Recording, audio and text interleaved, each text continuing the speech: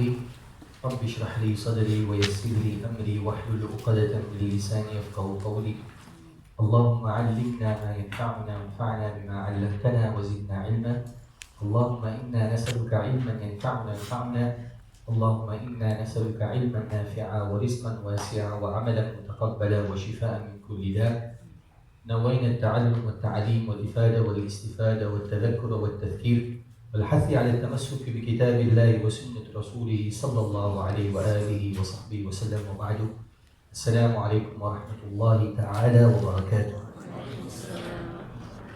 كيف حالكم؟ الحمد لله.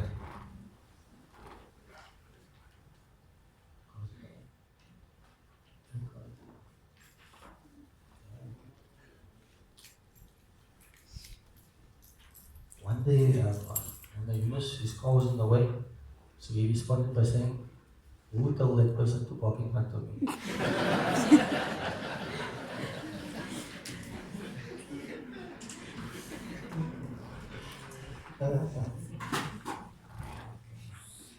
كيف حالكم؟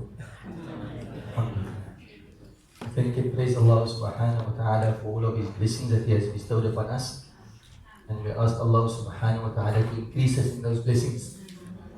And one such blessing that we have the great fortune of experiencing every Sunday is the fact that Allah subhanahu wa ta'ala had intended goodness for us. Allah subhanahu wa ta'ala says on the tongue of the Prophet Muhammad sallallahu alayhi wa alihi wa sahbihi wa sallam, مَنْ يُرِدِ اللَّهُ بِخَيْرٍ يُفَقِّهُ فِي الدِّينِ. Allah wishes and intends goodness for a person. Allah grants that person understanding of his religion. Allah grants us understanding. And when reading through the Quran, I think collectively we've gone beyond simply reading and translating. Our idea is to read, perhaps translate as a tool or as a measure, but ultimately we want to understand the words of Allah subhanahu wa ta'ala. And that's basically the entire exercise of what they refer to as, the exegesis of the Quran, the explanation of the Quran. What is that all about? It is really that knowledge by which you uncover the intent of Allah subhanahu wa ta'ala. What does Allah intend when He says to you, for example, إِنَّمَا الصَّدَقَاتُ لِلْفُقَرَاءِ وَالْمَسَاكِينِ? What is the intent of Allah subhanahu wa ta'ala? So we want to know this very important aspect of our lives, which is charity, or rather the obligatory charity, which we refer to as zakah, the alms tax. Who are the recipients? So last week we started off when Allah subhanahu wa ta'ala said, إِنَّمَا الصَّدَقَاتُ, that indeed the beneficiaries of the alms tax, they are لِلْفُقَرَاءِ وَالْمَسَاكِينِ. We spoke about the faqir, the indigent person, poor person, and we spoke about al-miskin, also a poor person, and we defined either thereby establishing the difference between a faqir and a miskin. Very briefly, a faqir earns less than half of what he requires. A faqir earns less than half what he requires. So let's say he needs 5,000 to make it for the month. He earns 1,500. So it's less than half of what he requires. A miskin, on the other hand, he earns more than half of what is required, but it still falls short. So he needs 5,000, he earns 3,500, so he's 1,500 short. So can you give your zakat to such a person? Absolutely, and Allah knows best. Perhaps just to add to this phenomenon, about poverty. And since we're talking about the terms faqir on the one side and miskin on the other side, the scholars say, look, the Prophet ﷺ by choice, was he rich or poor? By choice he was poor. And in terms of our classification, which category would he fall into? The faqir or the miskin? Our scholars say you would fall into the category of a miskin. Because the category of faqir, of earning less than half of what you require, in other words, you're completely destitute. That for a believer is not a good condition. Are you with me? Every morning we are required to do certain supplications. Certain supplications we cannot do without. certain supplications are like supererogatory, it's like extra. If you do it good and well, if you don't. But there are certain that we are in need of. One of them is when you pray to Allah every morning, Allahumma inni a'udhu bika min al-hammi wal-hazn, a'udhu bika min al-'ajzi wal-kasl, a'udhu bika min al-jubni wal-bukhl wa ghalabat ad-dayn wa qahri al-rijal. Another narration is min al-faqri. Oh Allah, I seek refuge in you from poverty. So if poverty in the meaning of faqr was a laudable station, and then why are you and I and the Prophet teaching us to seek refuge from poverty? So poverty at that extent is not a laudable thing. So in the holistic appreciation of your condition in this world, it's not a good thing. Therefore, there's a saying that says, كَانَ الْفَقْرُ أَن يَكُونَ كُفْرًا, that poverty, being poverty-stricken, can very well lead to disbelief. Because what happens when you're poor? You poor. Whatever you do, you can't seem to lift yourself out of this poverty condition. So what does it lead to? It leads to one of the greatest spiritual ailments, and which is quite rife today. Allah save us from it. It leads to despair.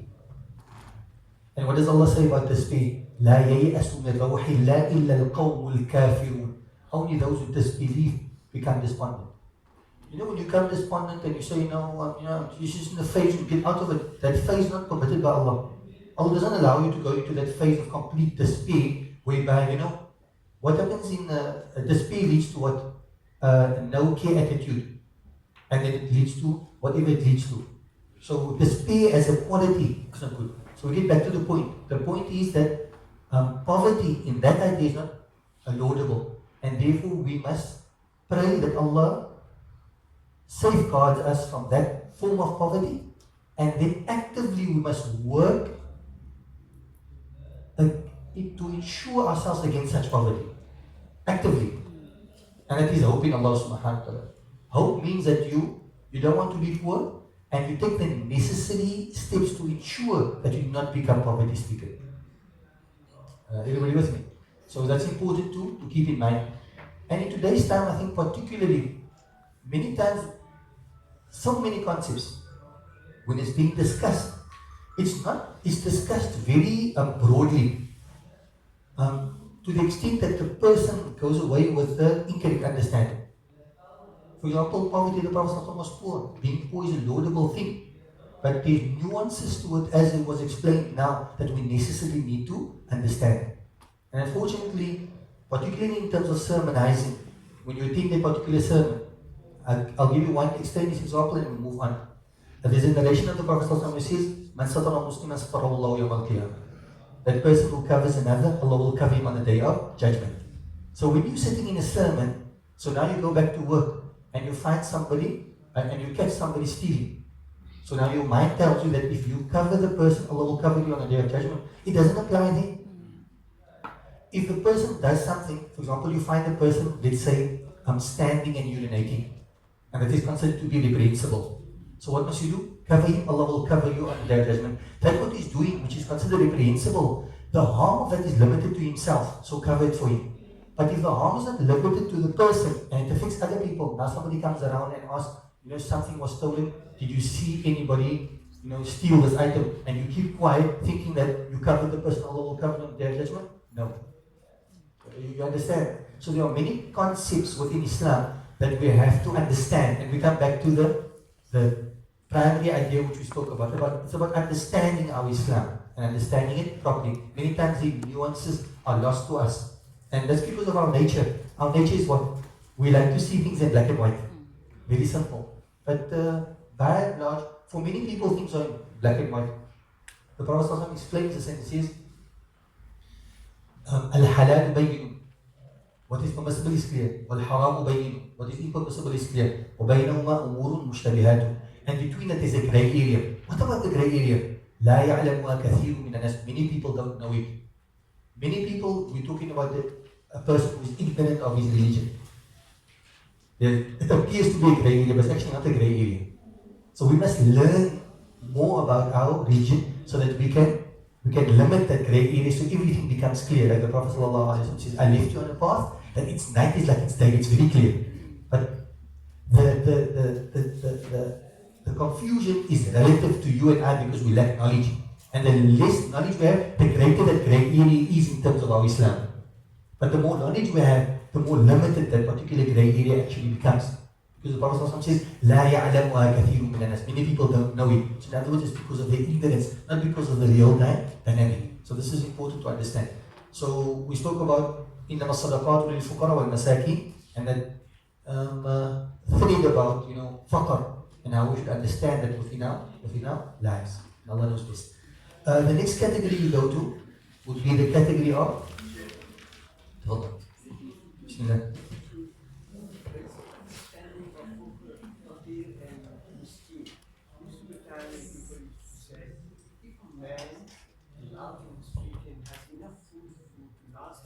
Day, and he's a faqir, and if he has enough to last him for 2 days, then he's probably a miskin. How is that? Well, it does tie into our basic understanding, because in principle, what they say is that a miskin is better off than a faqir. So faqir has for 1 day, and a miskin has for 2 days. One thing also that people don't understand when it comes to Sharia, because we're very particular about amounts when we give to poor people. We give to poor people. The Sharia, there's a difference of opinion to what extent must you give the poor person. The one opinion says you must give him what will last him for an entire lunar year. If we take out, leave alone, if the tally goes beyond 3 notes and then we start worrying, I'm giving the person too much. The other opinion says you must give him for what suffices him for the rest of his life. And why that view? Look yourself, if you give somebody and he comes tomorrow, how we are actually very prejudiced towards poor people. Because the guy asks us today, he asks us tomorrow and the next day, look, the fault is actually yours because you were supposed to have given him for the entire year, so you'll only see him next year. Then also, what I think is another important phenomenon for us to understand is that poverty isn't a vilification of somebody. You follow me? For example, let's use another example. So let's use my own example. My name is Muhammad. Muhammad. Pleased to meet you. So, in terms of ethnicity, we differ in terms of ethnicity. In terms of ethnicity and in the purity in terms of our ethnicity. Right? So let's say I'm Cape Malay. Right? Now, Cape Malay, can you say Muhammad, good guy, except for the fact that he's Cape Malay? You're using that as a verification. This is a villain. Sorry, not a villain, a villain. Villain. You follow me? So now what happens is you say Muhammad's a good guy, except for the fact that he's poor. You follow me? Can a person be considered a villain because he's poor? Now I'm not talking about, you wouldn't articulate that, but in terms of our attitude towards poor people, in terms of the way we behave with poor people. Look, poverty in South Africa is a complex thing. I want you to understand that as well. But let's use this on a premise that here is a poor person and is actually a good guy or a good girl, whatever the case may be, lady, gentle. So what happens is we have almost like an innate prejudice towards a poor person, that we verify the person because of his status. Whereas Islam doesn't want that from us. Actually, Islam prohibits us. Islam, for example, the chairman, or the chairman. Now, so what happens is, Islam requires from me as a person that I respect the chairman. Why? Because of the elder status. Right? But if there's a rich person, and I respect the person because he's rich, Islam prohibits me from doing that. In other words, your money status works both ways. You can't vilify the person, and you can't vindicate the person because of their money status. Impermissible. For example, if you pray, you're praying.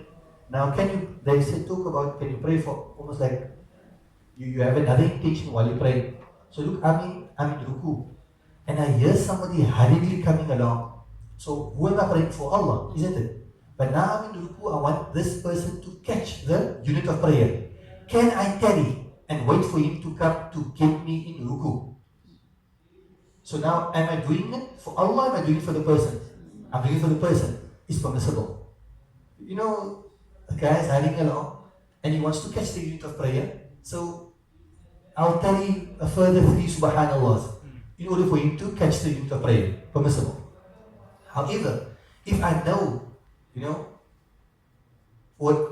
based on whatever reason, that this is a rich person and he's now hurrying to catch, and my intention is, look here, this is one of the committee members. One of the committee members. So let me just tarry for longer. Impermissible. You follow me? No. As you see, he's smiling. So the important thing is, we don't disrespect somebody because he's poor, and you don't respect somebody because he's rich. If that rich person was a learned person, an elderly person, on those grounds. And one of the strongest grounds of respect is being elder. Being elder. In a Cape Town context, perhaps in certain instances that must be balanced out, But being elder, the elder person mustn't demand the respect from the younger one. But the younger person, from our perspective, when we look at an elderly person, you must respect that person. So, this whole, it's very important, this whole phenomenon. And faqr, because it's such a real phenomenon within our societies, it is something that we need to understand. So you may be inspired now that you're not going to look down on a poor person. Okay? So now what happens is, what do you normally do? You see, this is the problem in the class, that's why we don't really.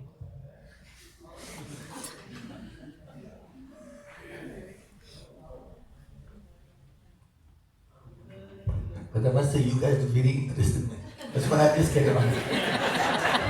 You guys that we do,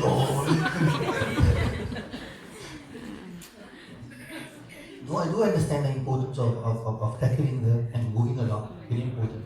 And I think I had a firm intention last night and this morning and coming to class that we can move forward, but we must move forward. We need to work out some plan, in terms of covering ground. Inshallah. So you are inspired today that you must change your perception when it comes to a poor person. Right? So now what happens is you leave from here and you go to the corner and you find somebody begging. So what do? What we normally do, and this is the worst thing you can do to a poor person. Right? What do you normally do? Particularly women folk who are concerned about their safety. I saw this, and this may be anecdotal, but help me out here. So what happens is, because you're so concerned about your safety, you want the robot to turn green so you can move along. So what do? You stay ahead. Who does that? I'm just asking like anecdotally. You just stay ahead. So okay, 1 or 2 does that. That's the worst thing you can do. Why? Because the worst thing for a human being is to be ignored, no matter what the status of the person is. It's better to do what do they call that? The proverbial thing and that's at least a response. So the person feels that he's been acknowledged, and then you say to the person, no, I don't have. Okay. Now what do you do? After this class, you're thinking, no man, I'm going to make a difference. So what do? You roll down the window a bit, and so you acknowledge the person, but you give the person. Second wrong. Because now when you give the person, you're not giving the responsibility. When you give a person there, you're giving the person more to appease yourself. It's a selfish thing that you're doing than to actually help the person. If you really wanted to do something to make a difference in this person's life, you would be doing something else altogether. So it's also about first changing our perception of poor people, number one, and then interacting with them, not for ourselves, but for them. You see, when you give the 2 rand and you go away from the robot, you feel almost like you did something, so you feel better. But what are you, part of the solution, part of the problem? You a big part of the problem. But you see, you have to do the easy thing, because the alternative to that, in actually helping the person, it's not as easy as taking some of your change from your wallet and putting it in the person's hand. It's something more involved in order to make a difference. So that's where we talk now about not only poverty, but poverty in our context, which is a South African context. And what's the most salient thing about poverty? And it's not supposed to be a corollary, a corollary of poverty, but what is it? In South Africa, when a person's poor, right, the automatic, the automatic assumption, which is a true assumption, is what? Sorry? Scully? Okay, good. That's correct, but I'm going to use the term. Anything else? Lazy. Drugs, substance abuse. So, but is that true? It's true in a large part, right? True in a large part. So poverty in South Africa is attached to what do you call it? Moral and ethic poverty, so to say. So the person's poor in terms of money is also poor in terms of ethics, morals, cleanliness, etc., etc. Whereas in other parts of the world, you don't find the same thing. You find a person may be poor, but he's clean. You with me? You find a person poor, but he's a moral.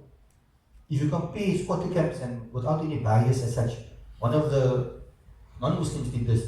He compared squatter camps in South Africa to squatter camps in Palestine, and he found this difference. The level of poverty is the same, but there is ethics. There's not illicitness, immorality, and there's cleanliness. You with me? So therefore, when we deal with poverty, it's not only, money doesn't actually solve the problem, because maybe you could change the status quo of the person in terms of money, but what about the fact that the person has a habit? So what do we do then? And that's actually where we need to work, as Muslims in South Africa, to change that particular status quo. In the Masjid of Allah. So let's say this person wants to give $7,000, then is it preferable not to give to individual, rather to give to some sort of organization that actually works in terms of empowering people, putting together projects, and empowering people? Absolutely. Even if you work towards empowering that particular person, dangerous as it might be in today's time, one must add. But so the thing is about giving responsibly. It can be what happened. I don't know if it's still, but there is this initiative whereby you get a coupon, and you buy a coupon, and you give the person a coupon. But the coupon is actually like, from their perspective, people won't take coupons from you because it's a form of entrapment, or they'll take it and they'll throw it away. Because the moment you're going to cash the coupon, what happens is the city wants to take you off the street and get you into a system. But many people on the street, they don't want to be part of the system, they want to be out of the system. So it's a challenge. But it's a challenge that it's challenging, but we mustn't. If all of us, like in a small way, adopted somebody, like a poor person like that, obviously we're taking all the proper measures, ensuring that your safety isn't at risk and things like that. Actually assisting in that particular way will make a difference. And we need to have this intervention. We need to have this intervention as a society. What is the reality on our streets currently? You have street. What do we call people living on the street? Sorry? Waifs and strays. So we have waifs and strays on the street. That's a nice what's the name to use. It doesn't detract from the reality. So we have waifs and strays on the street. But what's happening now? Look, this must be a concern for us. Because there's a narration that goes, I don't know the authenticity of the narration, but it goes that love for your country is very important. We have become desensitized, we come to a point where we don't care. That shouldn't be, we should be caring. Now, so what is happening now currently? Before 10 years ago, or 15 years ago, you'd find waifs and strays. What's happening now is you have individuals. You now have emergent families. So you need to understand that, I saw, and this sounds very funny, a lady staying on the street at night. She's changing into her pajamas with her gown and her slippers. Where did she get it from? She comes out of her home like that. It's unfortunate she's on the street. The children that's born from her, what anchor do they have that she has? So she's going to conduct herself as a waif and a stray. but she's anchored by a certain background. But the emerging street waifs and families, what about it? What measure do they have in that particular regard? So it's a concern that if we don't. And the other thing is this, what I told myself was, it's a city's problem. So let the city deal with it. I found that at the time of the Prophet ﷺ, that, for many war campaigns, we did Surah Tawbah in the Tabuk expedition. The Prophet ﷺ relied on public funds or private sponsors. Civil society. Uthman radiallahu anh came and he sponsored just about the entire army. And that was, very much a turning point in terms of the ultimate conquest of Constantinople and Persia and everything else. Civil society needs to activate. So we can no longer say to ourselves, no, but it's this problem, that problem. No matter whose problem it is, at the end of the day, we're going to be stuck with a problem if we don't do something about it. So we must become very proactive in relation to poverty. May Allah guide and protect it and help us. And you need to really brainstorm it. I mean, in the class I see, for example, Ahmed and involved in, for example, like Mission Manenberg. Right? So get involved with Mona Khalil, there's a number of projects running, and so forth. So get involved in a proactive way that, week to week, month to month, you actually see that you're making a difference. And you can. It's amazing how a little that you do can go such a long way. And Allah subhanahu wa ta'ala knows what's best. Okay. So, make a living of it. They earn more money training at the robots than what they do in a month as an employee. Absolutely. That's the proof. Absolutely. So it's it's a complex problem. It's a complex problem, which we, as a problem nevertheless. So we need to, as a community, we should be doing something to rectify the situation at the very least. Wallahu a'lam. So إنما الصدقات للفقراء والمساكين والعاملين عليها. So we spoke about the 8 categories, and one of the 8 categories is العاملين عليها. So the word al-amil is the plural of the word al-amil. Amilin, al-amil. Amila ya'malu means to work. Al-amil means a worker. Wal-amilina alayha, the workers upon it. So in other words, you have an institution like Sansa, for example. So what do they facilitate for? The collection and distribution of zakat. Now these staff, can these staff be paid from the zakat that they collect? Yes, they may be, and there is no question about that because of it's mentioned explicitly in terms of the Quran.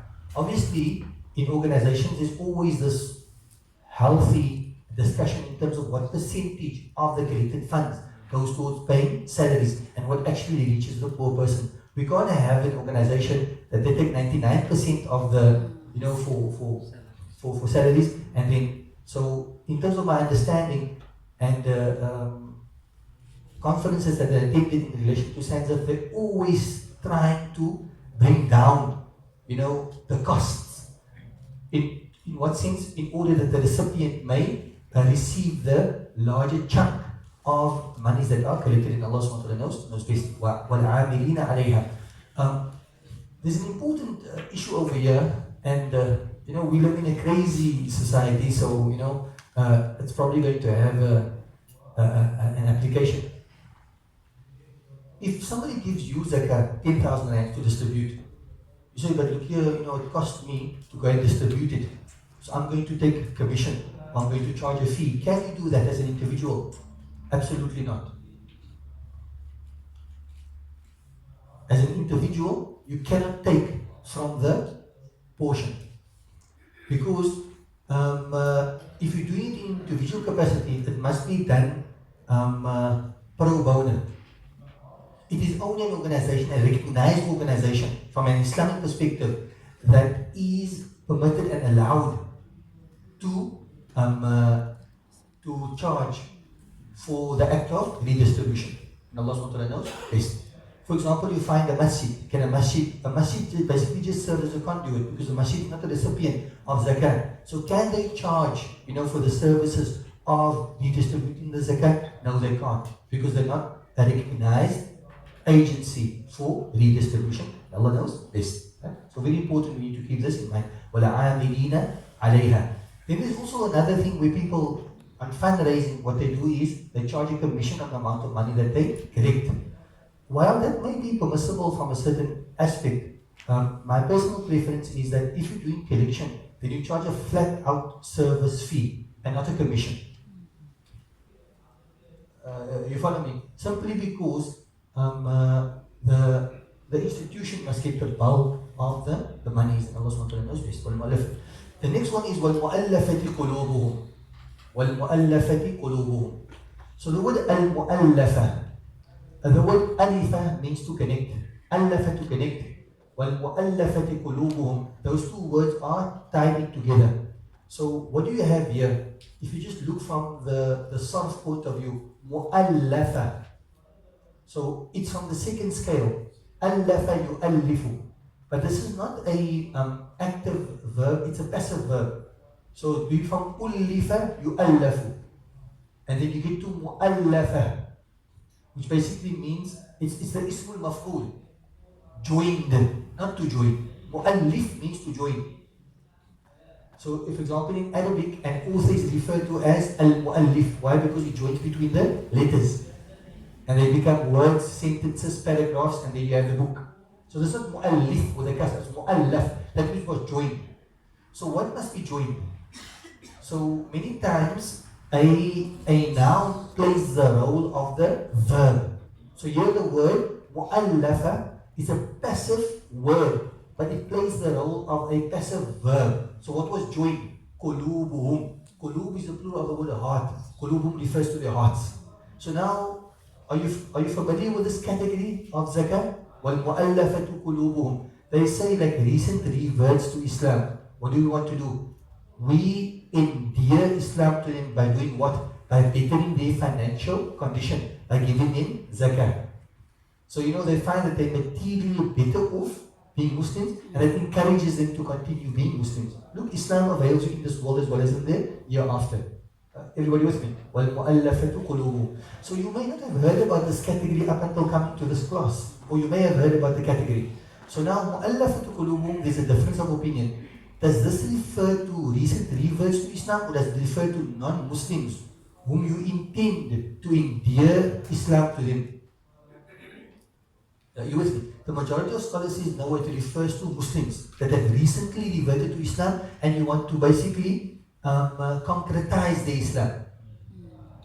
Others, a minority says it refers to non-Muslims that you want to endear to Islam. And it is basically on that opinion, said Ahmad, that it goes through that we say, if for example mission members, what they do is they make pots of food and now they hand out zakah money. So it's primarily going to Muslims. But you find a non-Muslim person standing in the land, do you turn them away? On the view that says that those that we want to endear to Islam, they can even be from the non-Muslims. On that basis, you give them as well. And then also what you're giving them generally is negligible, because most of the people that's attending, they are Muslim. And Allah SWT knows best. You follow? So there's a view that talks about that. Then there's another opinion that you may come across in terms of al-mu'allafatu qulubuhum. You found that the Prophet ﷺ, he giving the recipients is established from Quran, these recipients. Then giving the mu'allafatu qulubuhum is established from Quran and from the practice of the Prophet ﷺ. You know the famous incident was it after Tabuk? No, it was after Khaybar. After Khaybar. The spoils of war was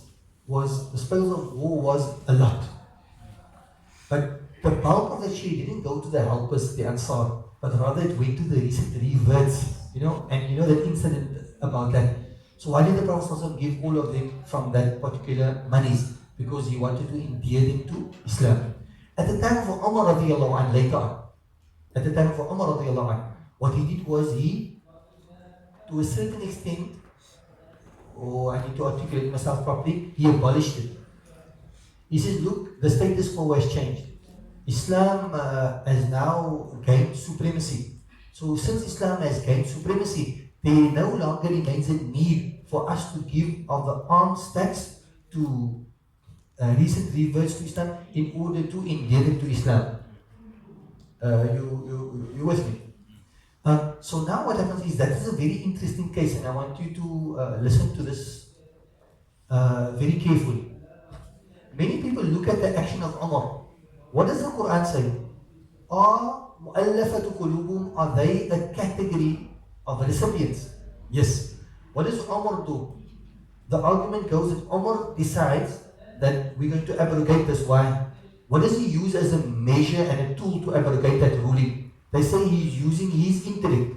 So he's saying, Islam has gained supremacy. We no longer see the need to endear people to Islam because Islam reigns supreme now. So he's using the intellect to abrogate a ruling. You with me? Now if you take that just there, in our times, we can argue that times have changed, so therefore we abrogate certain things based on the intellect. Can we do that? No, we can't. So, in other words, because what's going to be left of our Islam then?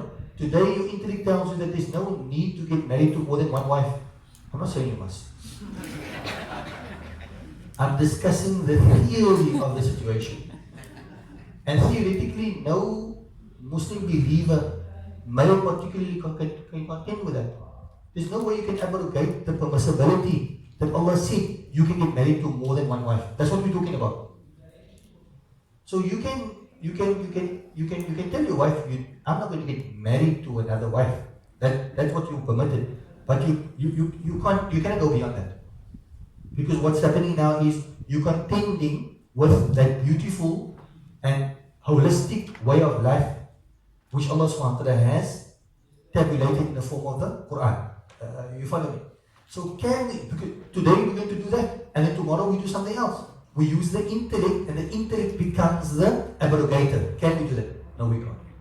So therefore, when we look at the what Umar did at his time, he saw that, and Umar's time was characterized by what?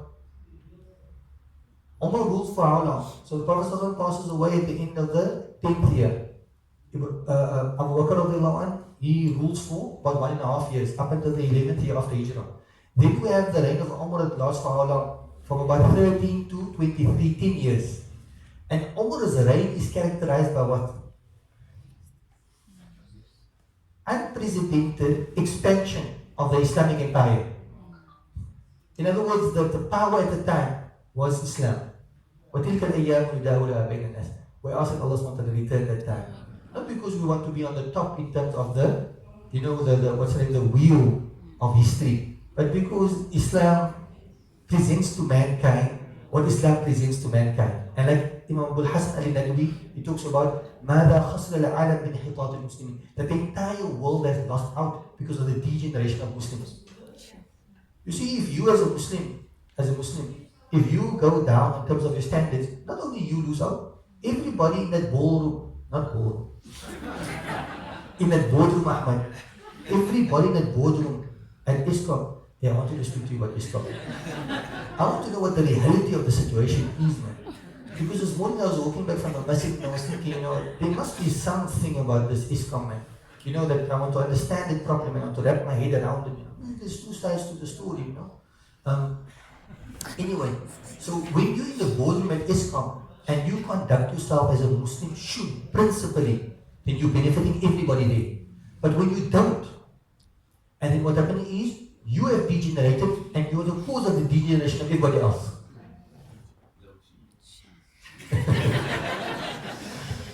you follow me? I went to, what's her name, a lady from the city of Cape Town. She wanted to accept Islam on Friday, right? So she had now 2 Muslim friends came to her.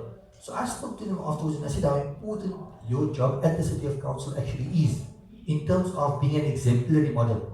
But when I spoke to them initially, they were disagreeing with me. Because if the one works for the City of Cape Town, right, and come winter, the city, issues them with the winter jackets. But now she doesn't take one, she takes one for every member of the family. Maybe there's a misunderstanding in terms of the one, but there's one for every member of the family. You with me? And the same applies to the toilet paper. It's a city issue. And you can only issue to where the city dictates. You can't issue, the city didn't issue to your home. You with me? So what has happened is now, if we as Muslims do that, we're responsible for everybody else doing that, because we're supposed to be, what are we supposed to be? The openness to goodness and the closures to badness. But Allah forbid, we shouldn't be the forerunners in these things. Huh? So what were you talking about, Hamid? Umar radiallahu anhu. Right? In terms of وَالْمُؤَلَّفَةُ قُلُوبُهُمْ 10 or? Okay. Get your question now. One moment. So then what happened was وَأَلَّفَةُ قُلُوبُهُمْ Umar radiallahu anhu at this time of expansion. So we wanted the wheel to return again. At this time there was so much expansion that actually in the practical reality was that this category became defunct. You know, like there's no category. It's not that Umar radiallahu anhu is applying his mind, it's just that there's no category. For example, the same argument you make to you must give a slave. Where's that category? It doesn't exist. But if the wheels must change and the status quo must change, whereby the slaves become an issue again, then in terms of assisting a slave to free himself or herself, then we're going to say, we're going to give you our zakah as well. You follow me? So we shouldn't understand that Umar radiallahu anhu used his intellect to abrogate a ruling. But rather what happened was that the category itself, the recipient itself became defunct, and Allah SWT knows most best. It's a very important understanding for us in terms of the application of our intellect and how sometimes erroneously we can appeal to what Umar was an amazing legislator as well. Remember at the time of the Prophet ﷺ, the Prophet ﷺ, there's a narration that goes that the authenticity is a different question in terms of the word, but the meaning is true. لو كان بعدي نبيا, had there been a messenger after me, who would it have been? كان عمر. It would have been Umar. How many times Umar radiallahu anhu, when he gave an opinion, then the revelation basically was revealed in sync with his opinion. So Umar radiallahu anhu was a giant. Huh. They say about Umar, and we think about Umar, you think about, harsh. There's a misconception about Umar radiallahu anhu. He was just, not harsh. It was a very big misconception. Some ladies don't like Umar. Muslim ladies. Not don't like him, but Umar was like, I'd rather be with Abu Bakr, it's fine. Because of that aspect of his personality being misunderstood and misconstrued. He was just. When he was right. And then he had the contrary quality also. If he was told it is wrong, immediately you retract, no matter who you are. That was Umar radiallahu anhu. And that's the qualities. So they say that in history, there are a few who share aspects of his character makeup, but no one that embodies all of his qualities. That was Umar. If you look throughout history from the beginning of time, great rulers of the world, like the Caesars and the Kaisers, and besides the prophets now, and you look at the qualities that they had certain aspects of his qualities. One quality, when we're talking about here, he was a great legislator. In terms of, and you could understand also how he actually, what would happen, he was really an amazing person. So let's now finish now. إنما الصدقات للفقراء والمساكين والعاملين عليها والمؤلفة قلوبهم. You got the whole thing? No, I mean you got like the detail and all the different aspects of it, and so Adaytul Amana, fulfilled, I feel, Allahu A'lam, the trust in terms of giving you basic understanding in terms of these dynamics. Allah knows best. Hold on. The question is, you spoke about using your intellect and how Sayyidina Umar abolished this law, but to what extent can the laws then be regulated for different times? Like in our time, the 4 wives thing. Can it be, I mean, yes, nobody can say that a man can't marry more than 1 wife, but to what extent can the government regulate that ruling to accommodate the times of the society, or the dynamic of the society? The leader of the Muslims, and in the absence of the leader of the Muslims, it basically falls to the scholars. In terms of siyasa shar'iyya, like when they talk about the welfare, so the regulatory aspects comes in terms of the welfare. So there's a certain degree, and there are rules that apply to it. whereby looking at different legal dynamics, one can regulate a certain ruling, but you can't trump the ruling. I'll give you an example. There was one very I forget the name, very beautiful companion of the Prophet ﷺ. She very beautiful. She got married to a number of husbands, and the husbands all consequently passed on. Afterwards, scholars would joke, and at the time they'd say, whoever wants to be a martyr then get married to so and so, because the history was just that all of the husbands got like martyred like proper men. What I remember of the incident was that the first husband she got married to the son of Abu Bakr. And the son of Abu Bakr was completely taken by her. Completely taken by her. It reminds me of one poem I read in the morning in preparation for the other class. It spoke about, how does it go now?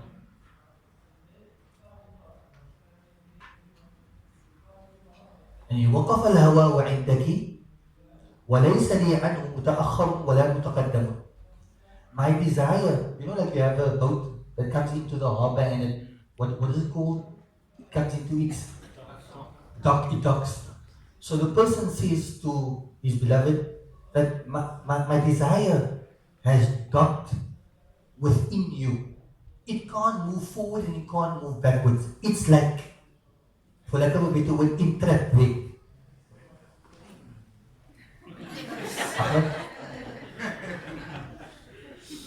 When you go home today, your wife, what do you want?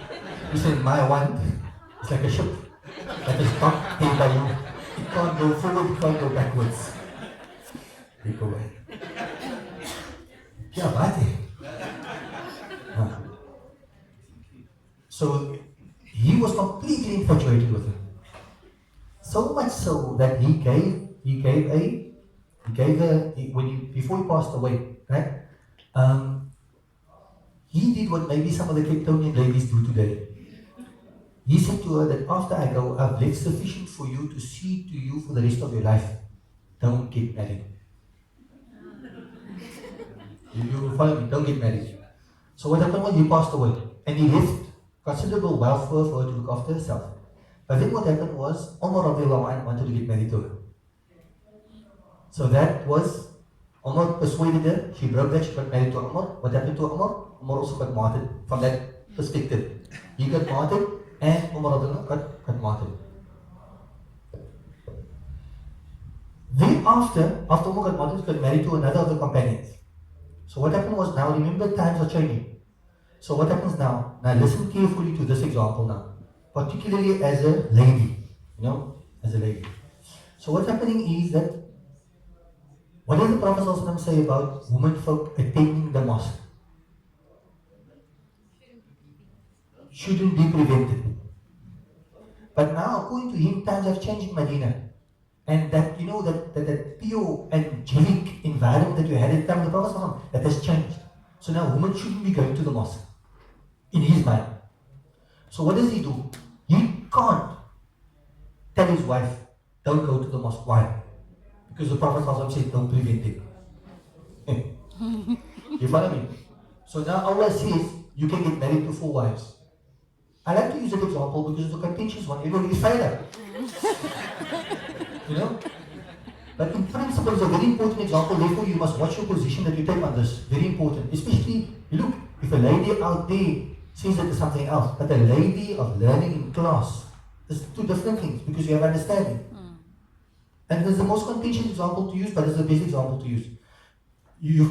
But what did he do?